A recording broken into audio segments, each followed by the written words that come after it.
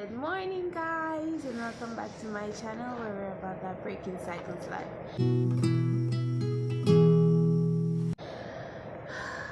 I will get my phone fixed soon, okay? So I do apologize for the background noise. I'm so sorry.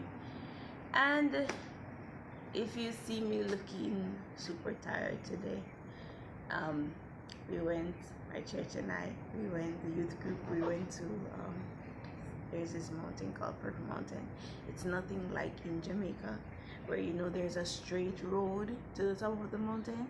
We literally climbed so many steps. I was like, what is this?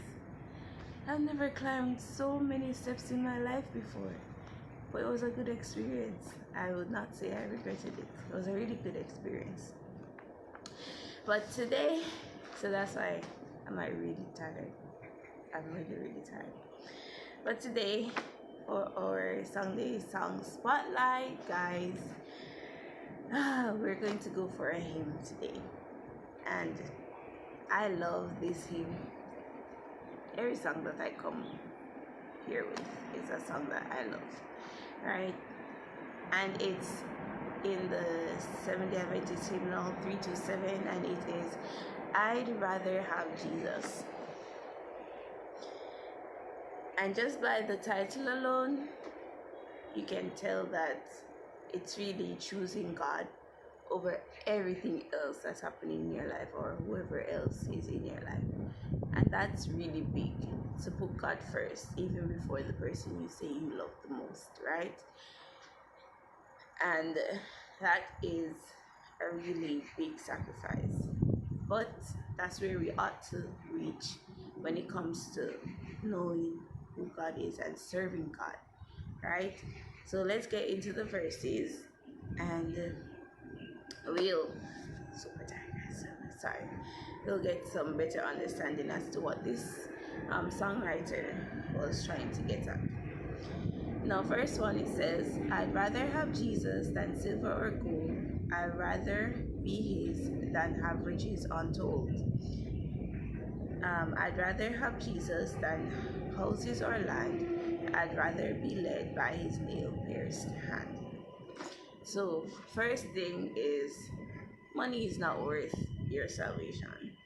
Houses or lands here is not worth your salvation. And no, I'm not saying, because some people, when they see this, they think they don't need to go for things in life, or they don't need to pursue success or riches.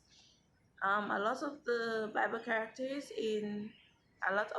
characters were rich people, but it's just that when they got rich, they knew who they knew where the riches came from, and they gave glory to God, and they still were humble. They were still humble people when it came to God, right? Because just as Paul says, I can do all things through Christ who strengthens me. You can be a rich person and still be humble and serve God. You can be a poor person, still be humble and serve God, because I know many people that are not necessarily rich and their pride is like high, right? And even from the Bible, we would say Israel was not the most fortunate of groups or tribes, I should say, but their pride was like ridiculously high, right? So money is not necessarily the issue here, it's the love of money. So I'm just trying to clarify that you have to get to a point where it doesn't matter if you're striving for God. Once you love God to that extent, you can be successful and still know that this is nothing in comparison to what I truly want out of life, and that is Christ, my salvation. You have to get to the point where even though you work so hard for the houses, the lands, the riches, that you give it up in a day, in a minute, because of Jesus, right? And unless you have that mindset or ask God to give you that kind of mindset, it's gonna be really hard to choose Jesus, because you're going to get so focused on the material things, and your possessions on this earth, that you don't realize that there is a greater gift for you, and that is the love of Christ, that is heaven, right? So, yeah, that's what the first verse is trying to say. Remember that your ultimate purpose as a Christian here on earth is to see Christ when he returns. So don't get so caught up with the riches, the houses, or the lands or anything of the sort. Don't get caught up with material possessions. Be focused. You can still go after greatness, but still remember where your riches come from, where your possessions come from. Just remember who is the sole author of your life. The sun is coming. Let me just adjust for a bit. Okay. Okay. Now it goes to the chorus. It says, than to be a king of a vast domain or be held in sin's dread sway. I'd rather have Jesus than anything this world affords today. Basically what I just said, right? And pride is the number one issue. Usually when people have these positions, these riches, they tend to think, oh, it's my work, it's my doing. No, it's not, because if God didn't allow the opportunity to happen, where on earth are you going to get all these riches? Like, really, be logical. If God did not open that door for you to get that job, or for you to have that idea, or for you to get that break in terms of fame or whatever of the sort, you'd still be there wondering who you were, right? It's God that gives you the ideas, and He gives you the ideas so that you can be great and use those riches to help those who are in need, right? We're supposed to do good with the riches that we have, right? It's not to keep it to ourselves and be selfish, right? We're supposed to do good. We're supposed to carry on His mission. We're supposed to evangelize. We're supposed to heal the sick, feed the hungry, clothe the naked, right? That is why He gave us intelligence, so that we could use these skills to benefit His children that are lacking. Okay, that's just what riches are for God. Then verse 2, it says, I'd rather have Jesus than men's applause. I'd rather be faithful to His dear cause. I'd rather have Jesus than worldwide fame. I'd rather be true to His holy name. Now, going on from what I said, pride, right?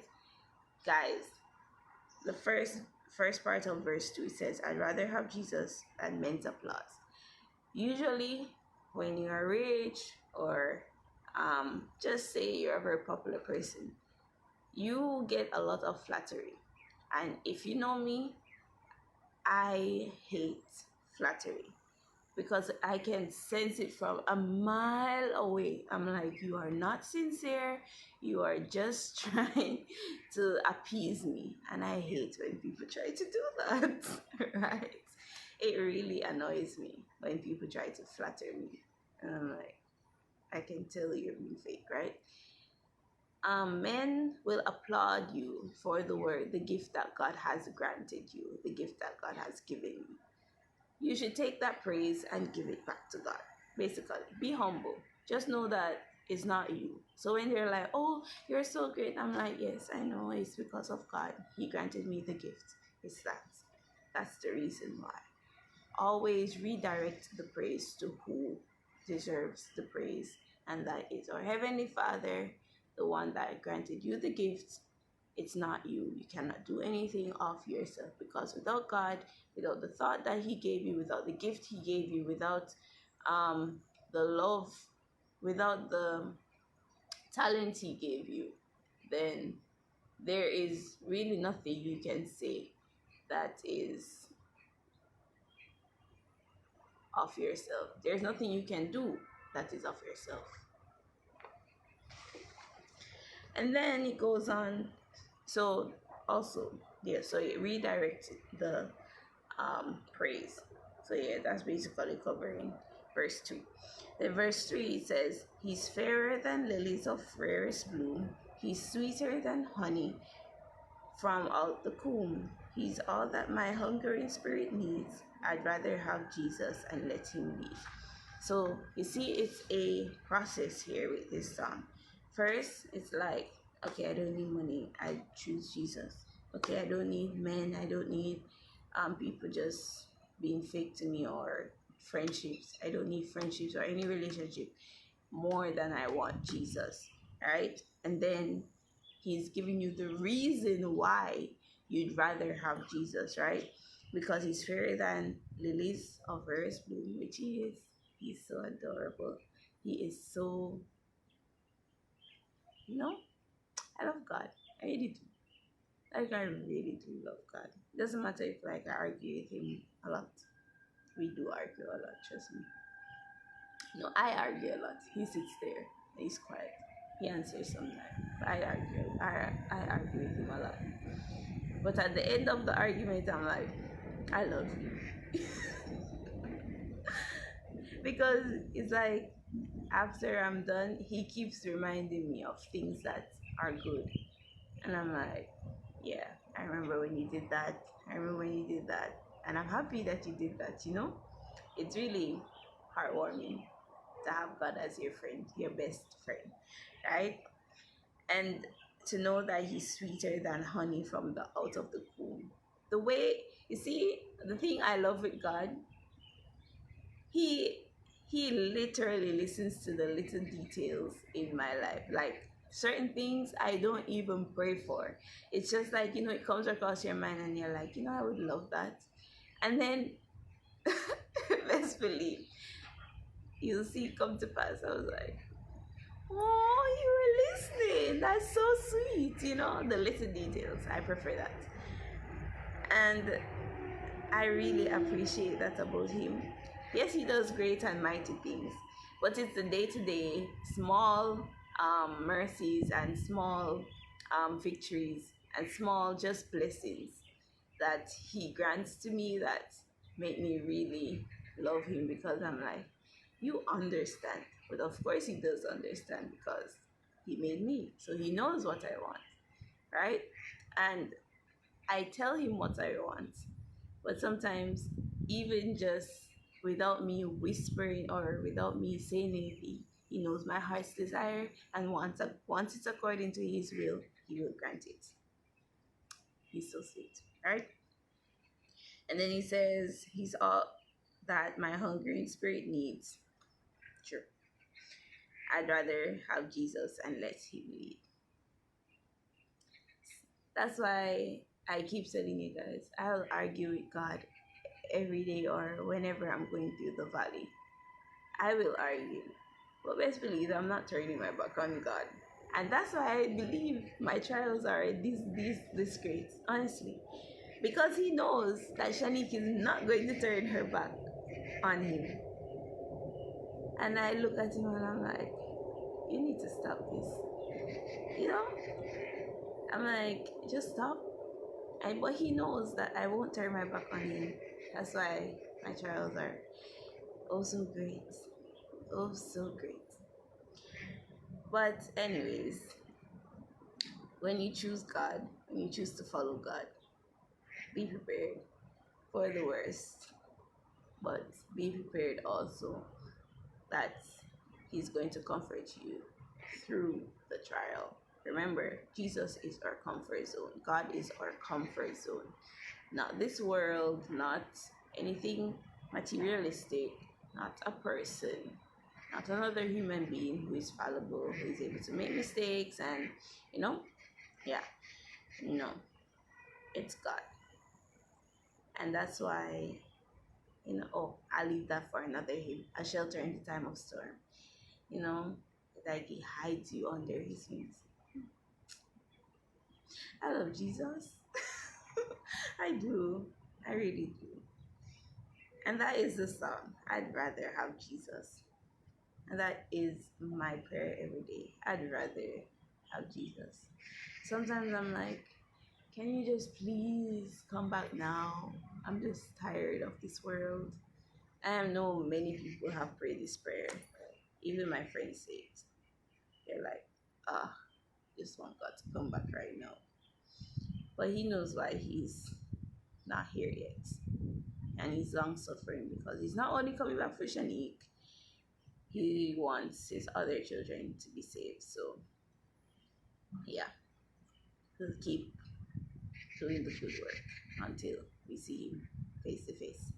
So yeah, that's the song. I'd rather have Jesus. Hymn 327 in the Seventh Day Adventist hymnal. I'll see if I can find a YouTube video of it and link it below, and then you can go and check it out. But that's our song for this week's Sunday Song Spotlight. I'd rather have Jesus. I hope you pray this prayer too. I'd rather have Jesus. Okay, guys, I'll see you on Thursday for Bible study. Bye bye. Have a great day. Hey guys, I hope you guys enjoyed today's encouragement, and I hope you guys are ready for the day ahead. Now do me a favor and press that like button and subscribe button if you are new, so that we can get more of this positive Christian content out into the world, okay? And I'll link my daily devotional playlist right here and my Let's Talk playlist if you want to tackle some social issues, okay? So have a great day, guys. Bye-bye.